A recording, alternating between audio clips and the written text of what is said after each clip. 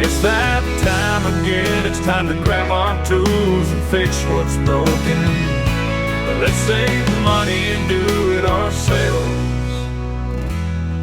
Let's save money and do it ourselves.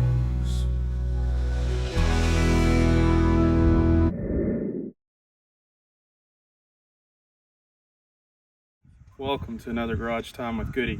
Today what we're going to be doing, we're going to be working on a 2013 Ford Explorer XLT 6-cylinder. You can see behind me, these brake lights are stuck on. If that is happening to you, then that is something called the brake switch. And we're going to be replacing that today. Let's get to it. Okay, the first step I'm going to do, you don't have to do this all the time. I'm doing this so I can show you on camera. I'm going to remove this shield right here that's underneath the steering wheel, and it just pops out. I'm going to grab it right here, and I'm just going to pull. You have to pull kind of hard, and you want to pull evenly. And be careful when you pull. You don't want to pull too hard, you could break it. Pulled off, looks just like this. And you can see right here, there's this metal plate I'm going to be taking off next. And then I'm going to be able to get to that brake switch. Now I'm going to take a 10mm socket, and there should be 3 bolts. One here, here, and here.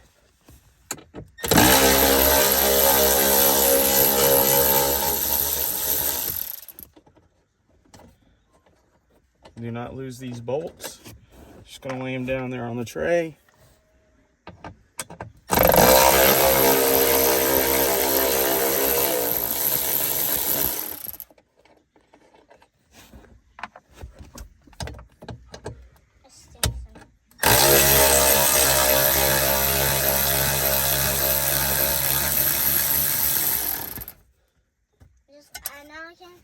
Okay, there's gonna be 4 bolts. One here, one here, one here, and then one up here that you might not be able to see at first.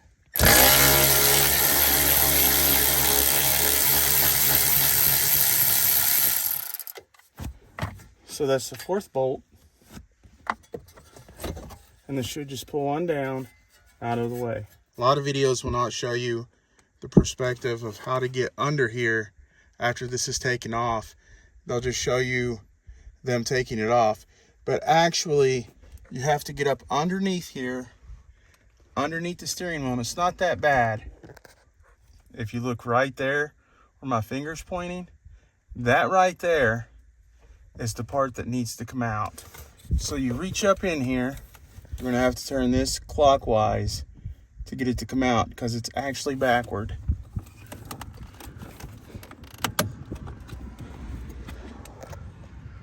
And I've turned it.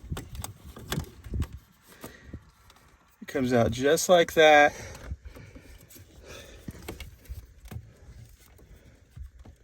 Yeah, there's a safety tab right there. If you can't get it out very good, you might have to use a screwdriver. Tell me when. All right, the new one I got at AutoZone. Usually I order everything off the internet, but this needs to be done quickly. So I did pick this up at AutoZone for $25. It is part number SW8241 switch interrupter. I'm gonna open it up. Should look very similar to the original, except you can see it says Duralast. Well, the original one at the top says FOMOCO, which stands for Ford Motor Company. Okay, you'll see that these right here, you can see that the shaft on these are exactly about the same. But sometimes when you hit bumps or different terrain, you will need to adjust that shaft. And right here, you can adjust them up and down. What you want to do is take these plastic stands right here, and here's how you adjust it. You push this shaft in. You can take like a flathead screwdriver, or in my case I'm going to take a little metal pry tool. I'm going to move it to the right, and see, you can adjust it to different heights. That's pretty small.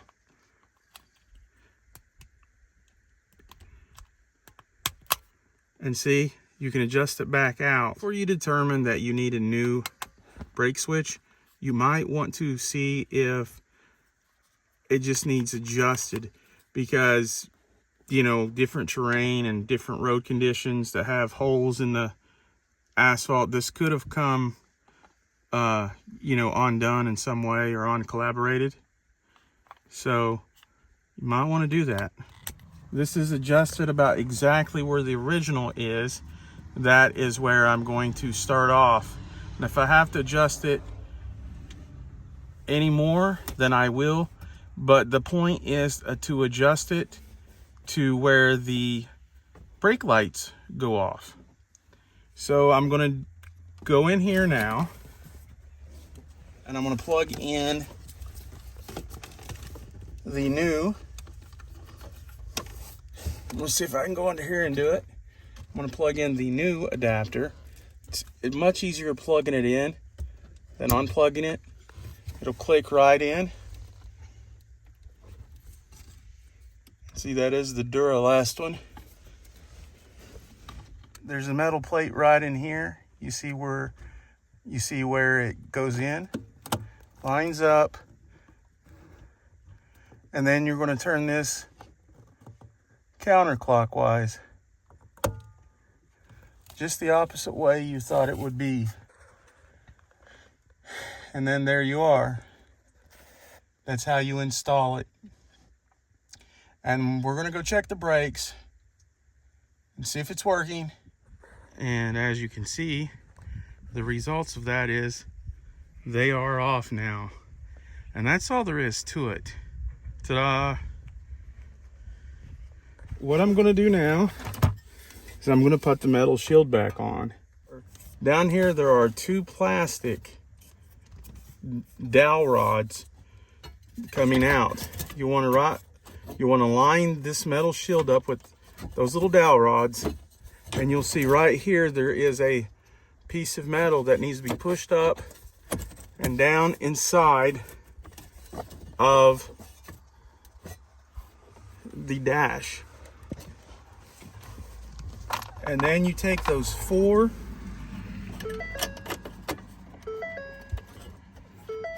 I'm going to go ahead and screw these four in.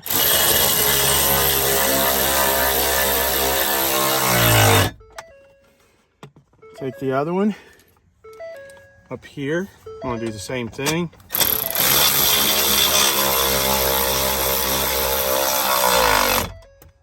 And then there's going to be one right here.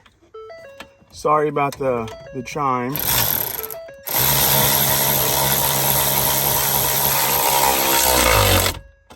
That one's in.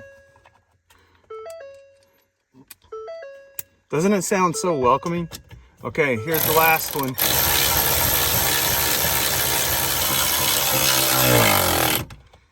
Okay.